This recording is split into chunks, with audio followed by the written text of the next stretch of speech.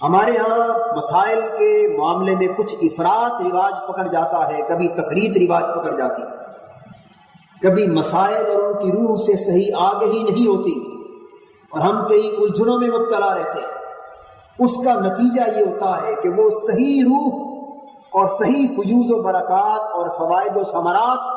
جو رمضان المبارک کے معمولات ہوں یا دیگر شرعی احکام کی تعمیل ہو جو میسر آ سکتے ہیں، ہم اس کی حصول سے محروم رہ جاتے ہیں۔ نبی اکرم صلی اللہ علیہ وسلم جب کبھی سفر کی حالت میں ہوتے تو غور سے سن لیجئے، آپ چونکہ رحیم اور شفیق تھے اپنی امت پر، بڑی سے بڑی مشقت بھی حضور کی ذات ستودہ صفات پر گراں نہ تھی۔ وہ بڑی محنت، وہ بڑی تکلیف، بڑی مشقت جو ہمارے لیے ناممکن ہے، حضور کے لیے بڑی آسان، بڑی سہل، بڑی ممکن اور بڑی آسانی سے واقع ہوتی تھی۔ حضور کے لیے اللہ کی عبادت کا کوئی حکم کسی سطح پر بھی مشکل نہ ہو سکتا تھا، اس لیے وہ تو حضور کی زندگی تھی۔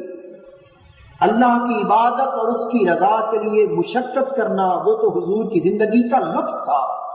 اسی میں تو حضور کا مزہ تھا، اسی میں تو حضور کی آنکھوں کا سرور تھا۔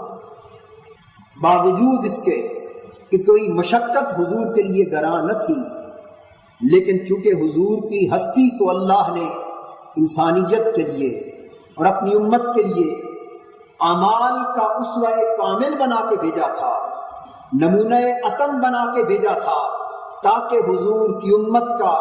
نہ صرف طاقتور بلکہ کمزور سے کمزور تر فرد بھی حضور کی سنت سے برابر استفادہ کر سکے۔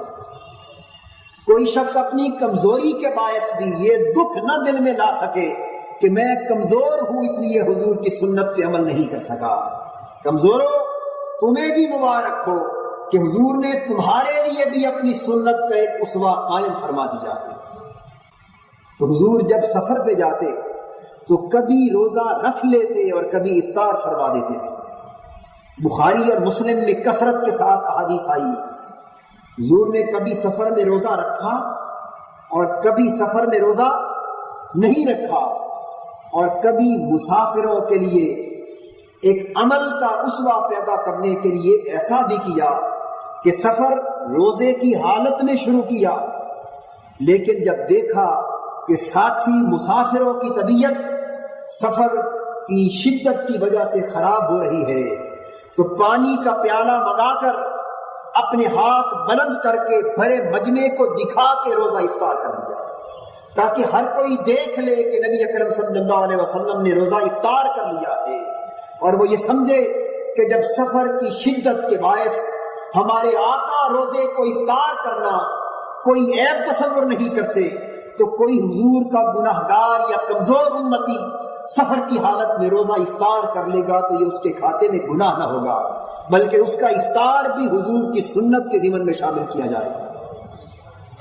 اتنا بڑا کرم ہے حضور کا اپنی امت پر کہ اگر کوئی تکلیف کی وجہ سے،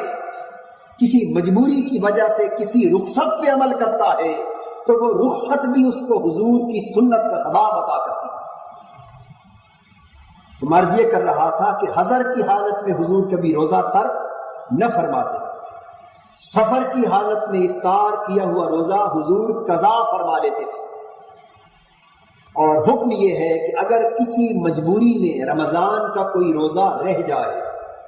قضا ہو جائے یا افطار کر بیٹھے تو اس کے بعد اگلے رمضان سے پہلے پورے 11 مہینے کی مہلت آپ کے پاس ہے، جس وقت آپ کو سہولت ہو آپ قضا کر سکتے ہیں اپنے روزے میں۔ ہاں، اگلا رمضان داخل نہ ہونے پائے کہ پھر اگلا فرض شروع ہو جائے۔ حضرت عائشہ صدیقہ رضی اللہ تعالیٰ عنہ فرماتی، خواتین کے لیے بڑی پتے کی بات ہے، فرماتی ہیں کہ رمضان میں جو روزے میرے ذمے رہ جاتے تھے، عورتوں کو حکم ہے کہ وہ خصوصی دنوں میں رمضان المبارک کے روزے نہ رکھے، ان دنوں میں نمازیں بھی نہ پڑھنے کا حکم ہے اور روزے بھی نہ رکھنے کا حکم ہے، لیکن نمازیں رہ جائیں تو ان کی قضا نہیں ہوتی، روزے رہ جائیں تو ان کی قضا ادا کرنی پڑتی۔ یاد رکھ لیجئے یہ بات، خواتین کے اگر روزے خصوصی دنوں کے باعث رمضان المبارک کے رہ جائیں تو ان روزوں کی قضا لازم ہے، نمازیں جو رہ جاتی ہیں ان کی قضا لازم نہیں ہے۔ اس فرق اور امتیاز میں بھی حضور کی امت پر رحمت اور شفقت کا ہی پہلو پیش نظر رکھا گیا ہے، اس لیے کہ نماز ہر دن میں 5 وقت کی فرض ہے، اور اگر 5، 6 یا 7 دنوں کی نمازیں قضا ہو جائیں تو یہ 35 نمازیں قضا ہو جاتی، اور 35 نمازوں کی قضا کرنا اور ساتھ 5 وقت کی نمازیں ادا بھی کرتے چلے جانا یہ قدرے بوجھ کی بات ہے۔ لیکن 5-7 روزے رہ جائیں تو پورے سال میں ان 7 روزوں کو قضا کر لینا کسی بوجھ کی بات نہیں ہے۔ اس لیے جس امر میں کم تکلیف تھی اس کی قضا لازم کر دی، جس میں تکلیف کا عنصر زیادہ تھا اس کی قضا کو معاف کر دی۔ حضرت عائشہ صدیقہ رضی اللہ تعالیٰ عنہ فرماتی ہیں، اللہ اکبر، کہ رمضان کے جو روزے قضا ہو جاتے میں اگلے رمضان سے پہلے شعبان تک پورے 10 مہینے ان روزوں کی قضا نہ کرتی کہ ممکن ہے کہ میں روزے کی قضا کر رہی ہوں اور حضور مجھے اپنی خدمت کے لیے طلب فرما لے اور میں حضور کی خدمت سے محروم رہ جاؤں۔ حضور کی خدمت سے محروم نہ رہنے کے خیال سے 10 مہینے روزوں کی قضا کو طویل کرتی چلی جاتی۔ جب رمضان قریب آنے کو ہوتا تو شعبان میں حضور بھی کثرت کے ساتھ روزے رکھتے تھے، اس لیے مجھے بھی بڑی آسانی سے روزے رکھنے کا موقع مل جاتا، اور پچھلے رمضان کے روزوں کی قضا میں اگلے رمضان سے پہلے ماہ شعبان میں ادا کر لیتی تھی۔ اس سے فقہا نے یہ مسئلہ بیان کیا ہے کہ عورت نفلی روزہ بھی اپنی خامد کی اجازت کے بغیر نہیں رکھ سکتی، اس لیے کہ خامد کی خدمت عورت کے لیے نفلی روزے سے بھی کہیں زیادہ بلند اجر، ثواب اور فضیلت کا باعث ہے۔ اور قضا جو فرض روزے کی قضا ہے اس کا بھی عالم یہ ہے کہ حضرت عائشہ صدیقہ رضی اللہ تعالی عنہا اپنے مبارک اور برگزیدہ شوہر کی خدمت کی خوشی کے حصول کے لیے